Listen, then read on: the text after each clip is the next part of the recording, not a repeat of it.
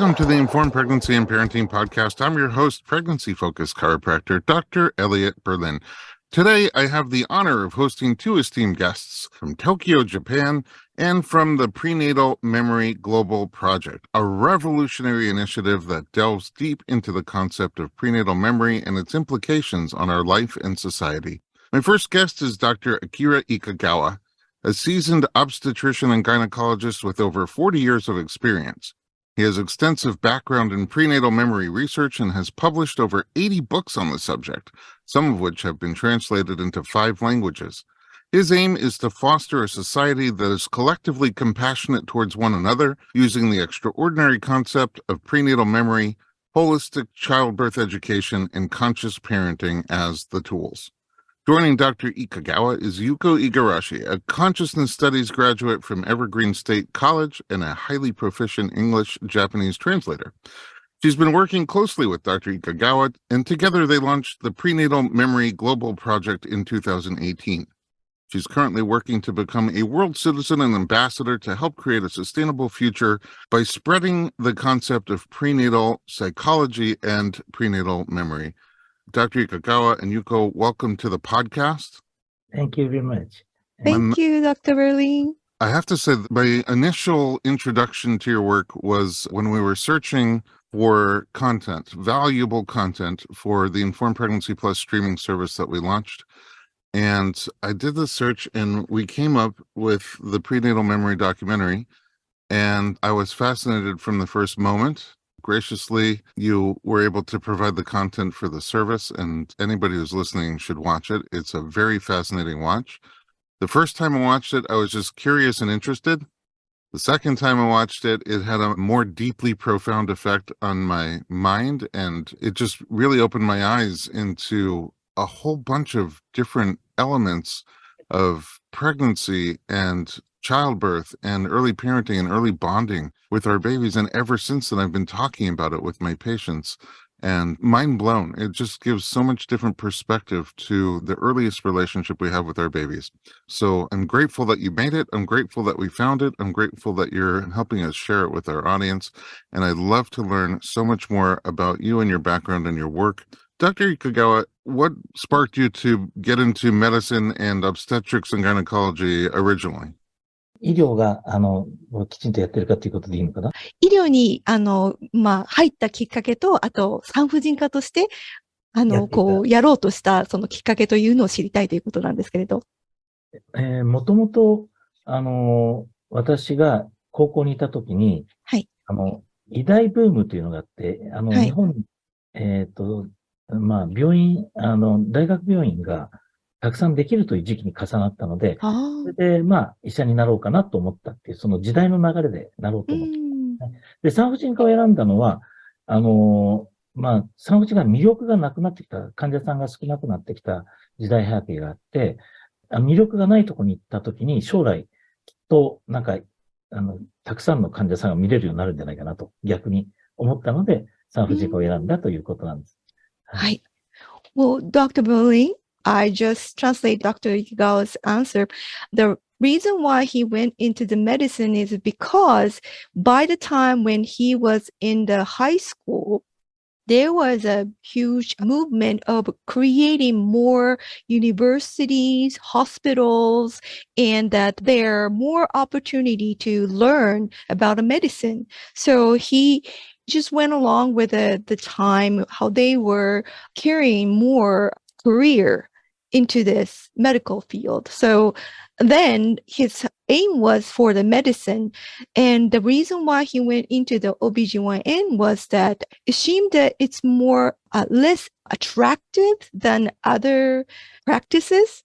And that he felt that one day it's going to be featured more on the subject. So that's why he picked the OBGYN, which I thought it was very interesting.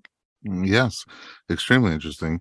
At what point, Dr. Ikegawa, did you start to think more deeply about the earliest consciousness and the thoughts of the baby and what the baby might be thinking or experiencing before birth? いろんな人との関わりがあるんですけれども、一つは学校教育をやってる先生から、産婦人科だという紹介をしたところ、これからの教育はお産が良くならないと良くならないって言われたことが一つあったのと、それから対抗催眠の本と出会ったのが一つで、お腹の中の赤ちゃんが対抗催眠ではこんな意識があるっていうことを知ったことによって、この二つが結びついたんですね。お腹の中の環境を良くすることが将来に自分に影響がするとしたら、赤ちゃんが何を言ってるか知りたいなと思ったんですね。それで、この世界に興味を持ったということになります。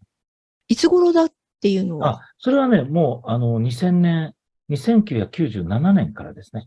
97年に。わかりました。はい。はい。Well, Dr. Berlin, he got interested in this field of study around 1997. So it's not like, from the beginning of his medical career, but what really got him into this is that when he introduced himself as an OB/GYN doctor and talking to the educator, and one of the teacher was saying that the education cannot change if the birthing is not going to get better. So he was wondering what that meant, and he didn't know what could that mean. So at that time, he got interested into the hypnotherapy, regressive therapy, and that he found out that there are earlier memories. Then he thought, what's the correlation between the environment in the womb and what's the future is going to be like? And he started to want to know more about the consciousness of a baby. Wow, that's so powerful. So by doing hypnotherapy, regression, going back, bringing people back to their earlier memories. I think he just got to know about the hypnotherapy rather than him doing a hypnotherapy. Oh, I see the idea that by going back, that you can go back even beyond birth. Right. Some patients just happen to go way before their time of like birth or the pregnancy or even before the conception. Right. Wow, that's amazing. And then how do you go about studying? I mean, you have so much experience now in research and data. How do you go about studying what people remember before birth? まず最初は私のところのスタッフに話したところ、スタッフの2人が自分のおいごさんにお腹の中で泳いでたっていう記憶を持っている人と、小学校1年生で作文を書いて、帝王切開の場面を詳しく書いてある作文を持っている人が2人いたんですね。で、それまで一切そういう話はなかったんだけども、私が子供が生まれる時に記憶あるよって言ったら、その2人が、いや、実は私知ってます、みたいな話を聞いたので、びっくりしたんですね。はい。それから、患者さんに、子供連れの患者さんいっぱい来るので、聞いてみたら、もうかなり多くの人が自分の子供に記憶があるっていうのを知っていた。でも、他の人には言っちゃいけないと思っていたっていうふうにおっしゃるんですね。Well, how he started this study is when he got curious about the subject, he just casually talked to staff member in his clinic. And it happened to be two people at his clinic saying, well, I know my nephew, my grandson have this memory. And one actually boy wrote about it. And he wrote a short essay at the school. So they knew about how strange it was for the child to be remembering the time of birth. So he got curious and said, would you share about it? And then more and more he started to talk about this subject. He find people talking about, well, this is kind of strange, and then start talking about it. And once people open up and talking about it, it's kind of like his research really started from his clinic. That's so fascinating. I have so many more questions and so much more I want to learn from you. We're going to take a quick break and we'll be right back.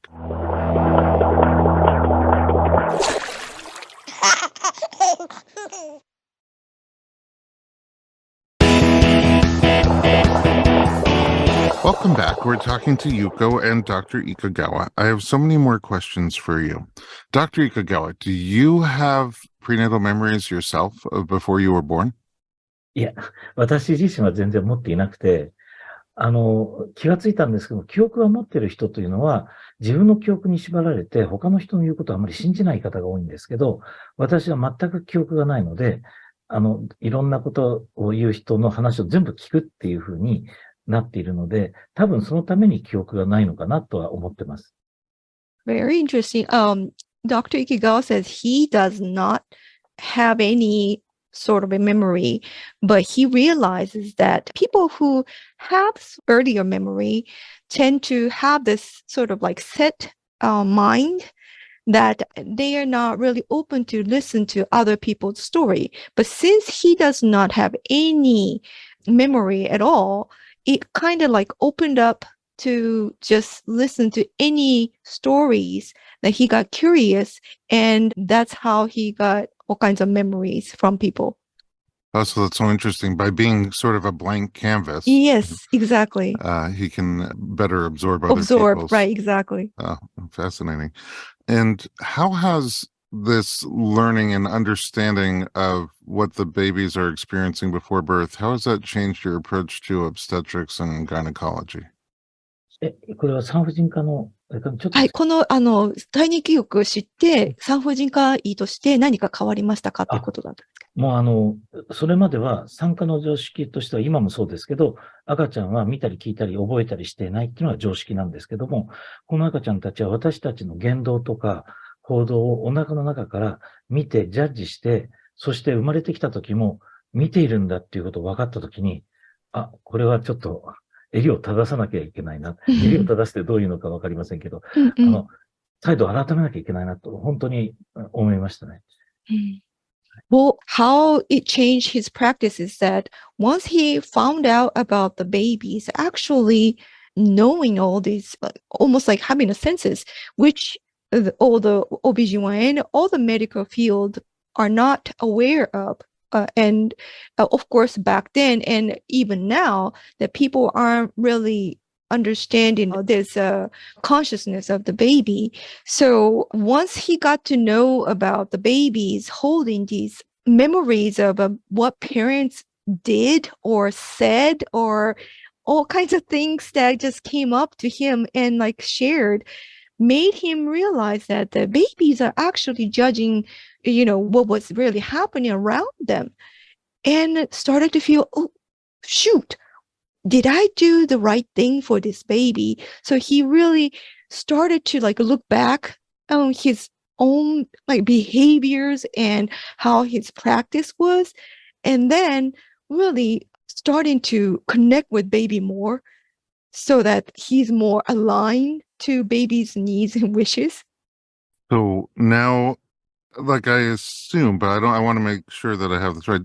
Normally, as a provider working with a pregnant person, you see the pregnant person as your patient. Maybe this is different. Maybe he's always seen both the woman and the baby as the patient, but has that sort of changed? Does he consider, Dr. Ikegawa, do you consider both the mother and do you care for them differently with your newer understanding? 池川先生、このことを知って、妊婦さんが患者さんだっていう意識だったと思うんですけれど、この体内記憶を知ってから、この赤ちゃんの存在っていうのがあって、その産婦人科医としてまたやっぱりその診察とか診療とかに、変わったかどうかっていうことを知りたいんですけど。すごく変わりましたね。やっぱりそれまではお母さんの血圧とか、その数値化できるもので評価していってたんですけども、そうではないんだと。お母さんの心のあり方とか、そういうものはものすごく赤ちゃんに影響するんだ。それから私たちの一挙手一投足も赤ちゃん見ているんだっていうのを気がついたんですね。ちょっと一例を言うとですね、逆子の外回転術っていうのをやったことがあったんです。で、そのやったお子さんが女の子で生まれて中学生になった時なんですよ。12歳の時に、14歳かの時に覚えていたんですよ。それで自分は逆子を治す気は全くなかったのに、勝手に治しやがってって言ってたんですね。で、その子治らなかったんです。結局帝王切開になったんですけど、それを14歳になっても恨んでるみたいなこと言うんですよ。私は尊重されなかったみたいなこと。これを聞いたときに、ものすごいびっくりしました。Well, it's really made a huge difference. Like it dramatically changed his practice because before he knew about the consciousness of baby, it was really a matter of like looking at the numbers, like if the mother is healthy, as a, blood pressure or, vitals and things like that, and making sure the mother is doing fine, which equal to the baby's doing fine. But he wanted to share one of the story that there was a case of a bleached baby, and that actually the baby had to go through with a C-section. And after that, when this baby returned to him at 14 years of age, remembered about this incident. And that this baby, grown-up baby said, I didn't want you to fix me. Yeah, because Dr. Ikegawa tried to manipulate so that the baby won't be a bleached baby. But it didn't happen that way. But the baby actually wanted to be bleached. It didn't want it to be intervened with that position.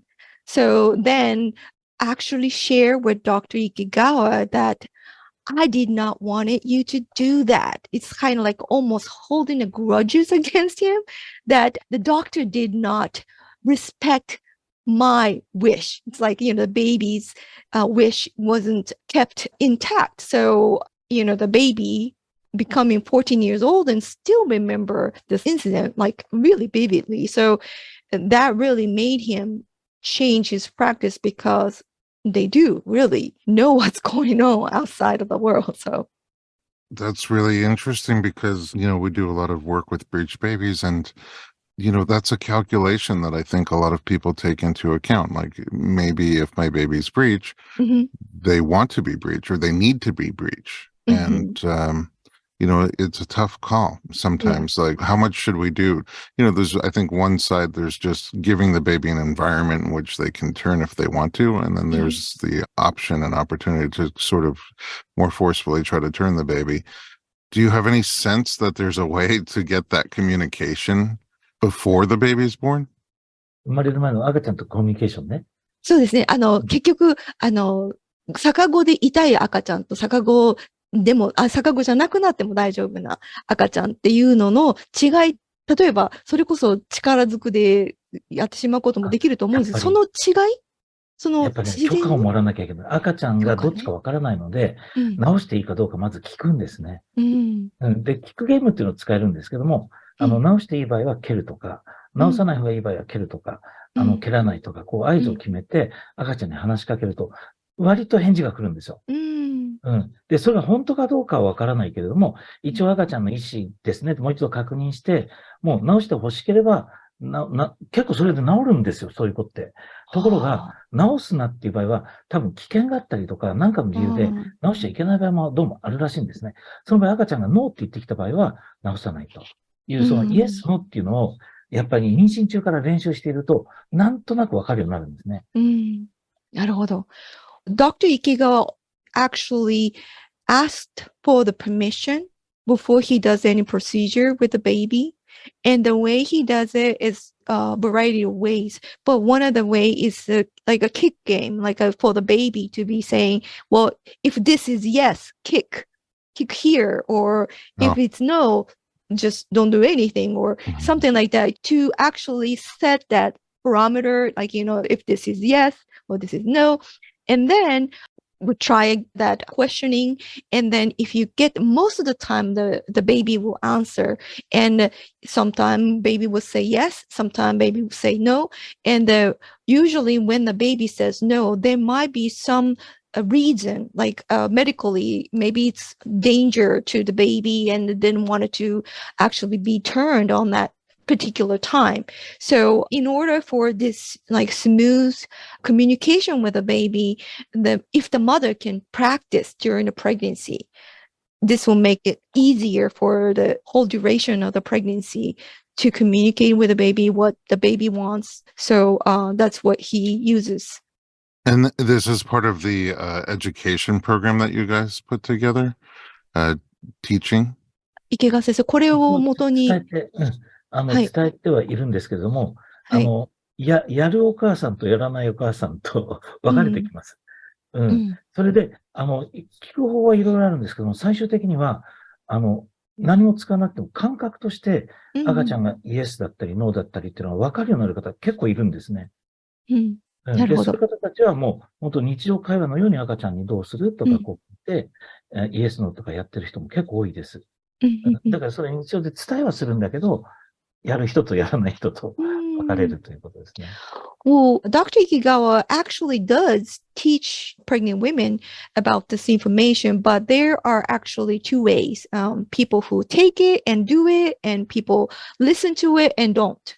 So people who takes his advice in and trying to communicate with baby, and they use this variety of a way to communicate, but most of them started to feel what the baby is thinking or feeling by their intuition. So they don't need to use any sort of like physical communication. They just do it intuitively, like with the senses.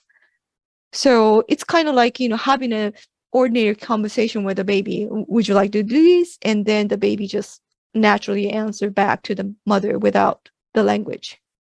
That's so nonverbal. Interesting. Yes. Okay, I'm going to get more to how people can sort of learn more and maybe start to practice this on their own in the third segment. But before we get there, Yuko, how did you guys start to work together? Actually, I have a 29-year-old boy who lives in the United States, and I have a 9-year-old girl here with me in Japan. And those two pregnancy and a birthing experience was a totally opposite. I had my son at the Naval Hospital in San Diego, California, and it was like using an epidural with a big hospital, and my son born with the umbilical cord wrapped around actually got torn inside of the womb. Oh my so that goodness. when he came out, he was like blue. He wasn't even crying, and he was took away from me right away and went to NICU right away. So I didn't see him for 8 hours. Wow. It was really a traumatic experience. And my heart is dropping right now, even just with you talking about it. So, when I thought of having a second child, I wanted to have a natural way as possible. And I had my daughter at a midwifery clinic, a small midwifery clinic in Japan. And it was really just natural birth, no medical intervention or anything like that at the age of almost 42. And it was wonderful. But then everything that I did was great until the birth. And then everything fell apart afterwards. It's like my caring for the baby, it just became really difficult. It's like I felt like I knew how to take care of baby. Baby always loves me. And I used to be a caregiver at the daycare center. Everybody loved me. What happened to my daughter? And it was just like so miserable. I thought I was like losing myself. And when I really lost the hope, it's like, maybe I should die. It's like it got really to the point where not just maternity blues or anything like that. It was like depression completely.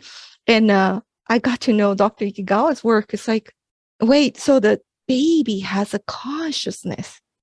Okay, let's take it back. Why my daughter is crying so much? And realize that I was going to dedicate my life for my daughter at that time, which is, what all the mother thinks, right? But then I realized that it's not going to live my life. It's not my path. My daughter wanted me to get out there to connect with the world because she must knew what I am capable of doing.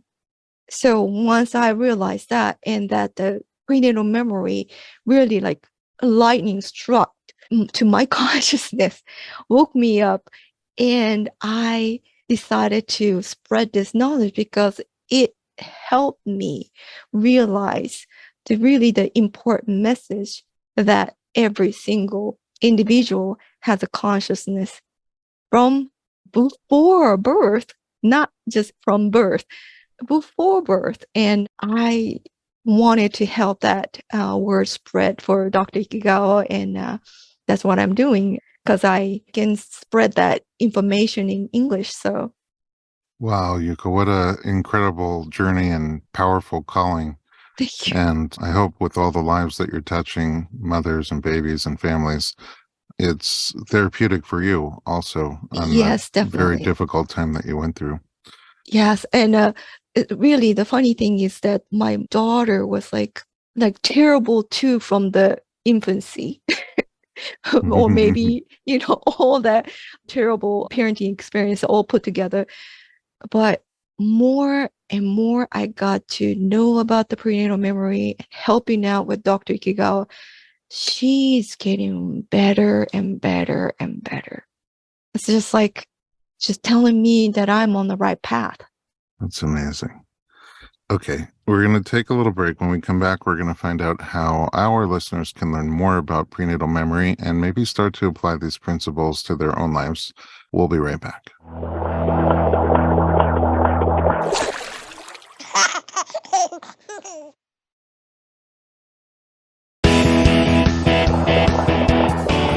Welcome back. We're talking to Dr. Ikegawa and Yuko, and we're discussing prenatal memory, what babies remember from before birth.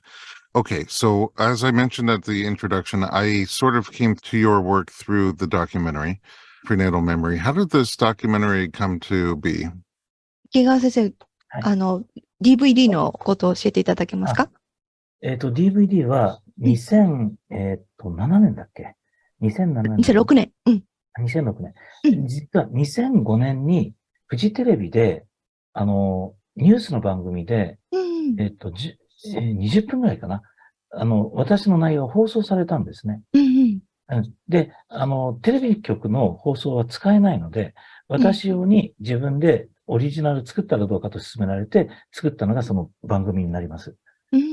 ですから、この内容はそっくり、日本のフジテレビで放送された内容なんですけども、中身は入れ替えてあって、で、子供たちが、テレビカメラの前でこれだけ証言するっていうのは多分初めてだったんですね。あんまりなかったので、結構すごく評判受けた番組です。で、長いことあんまり眠っててね、あんまり多くの人 DVD で配りまくってたんですけど、まあ、せっかくあるのでということで提供させていただいたということですね。はい。So originally, the TV station actually captured 20 minutes documentary of his research in 2005. And since it was aired on television, he could not use that footage. So he was actually told that maybe he should make his own version of it. So then he released his own documentary with a different story, capturing almost the same line of the story, and released it in 2006. And he feels that it's probably the first ever scene capturing the children talking about their memory in front of the camera.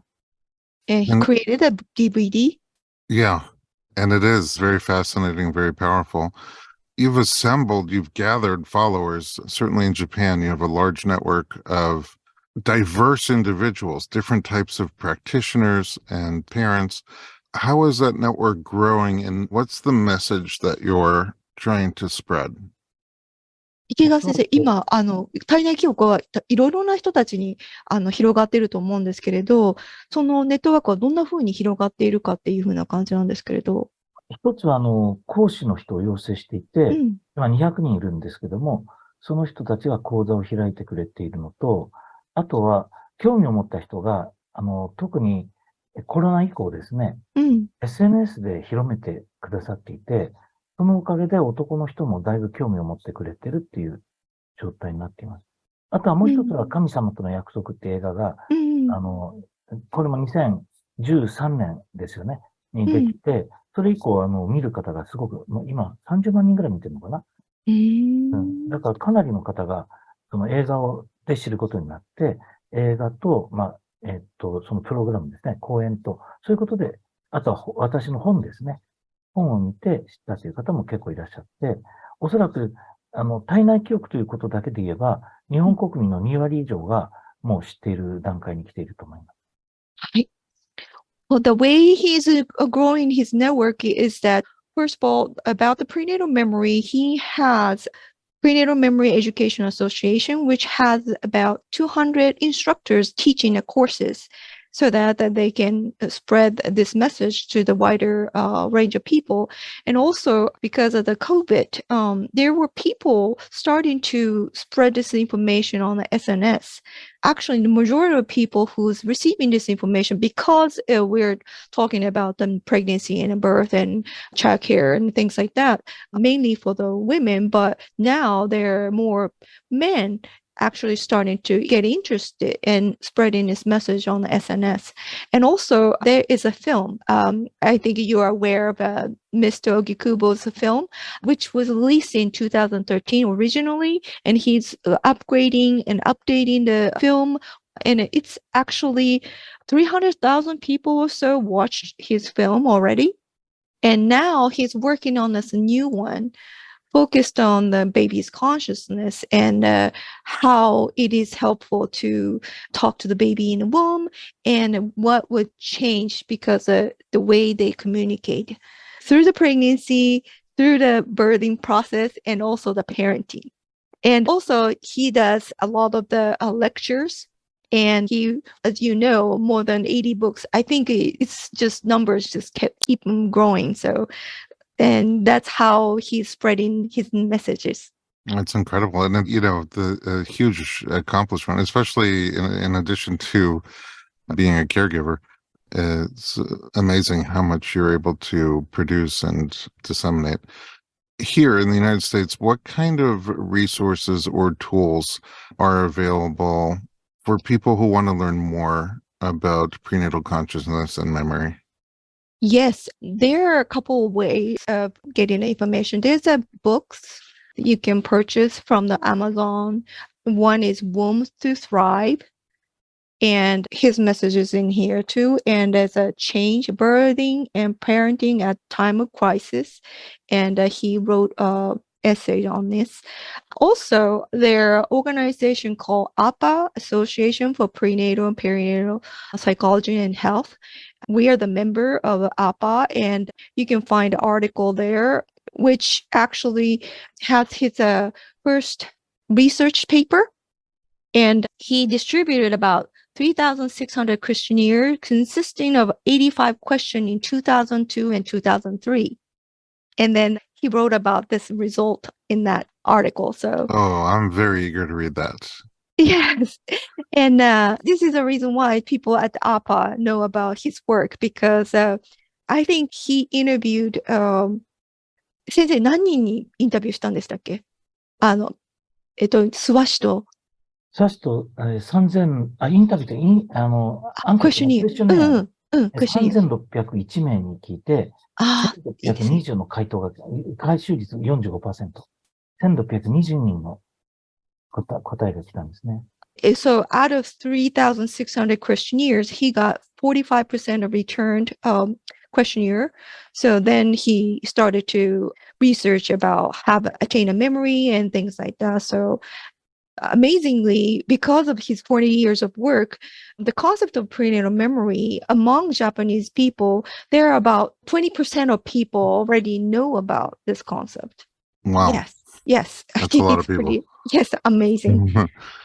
I'm fascinated. You could probably hear it in my voice. I interview a lot of people about a lot of different topics. This one just keeps my jaw dropping, and I'm just scratching the surface. And the reason also is because I'm working with pregnant people every day. Yes. And sharing these ideas, just basic ideas to go home and think about. And then they come back and they're like, wow, I'm so much more connected to my baby now during the pregnancy. And some of the discomforts of my pregnancy no longer really mattered to me because I'm so already relating to and connecting to my baby. And the truth is that happens on the other side too. Like once the baby comes out and you're bending, lifting, holding, feeding, changing, not sleeping well, those don't matter as much to people because they have the baby and they're connecting to the baby. But you could do that before the baby's even born. I'm so grateful to both of you for joining me today and for the incredible work that you're doing, groundbreaking work that you're doing.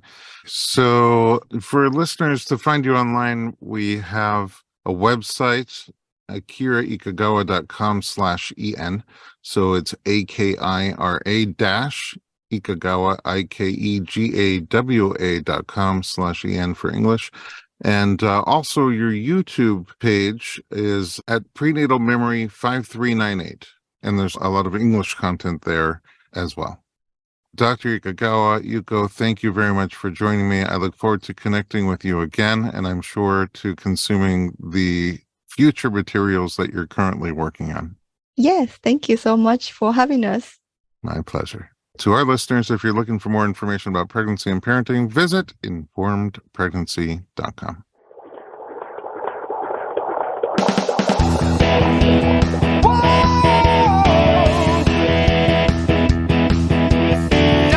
Doctor, give me the news. I got a whole lot of questions for you.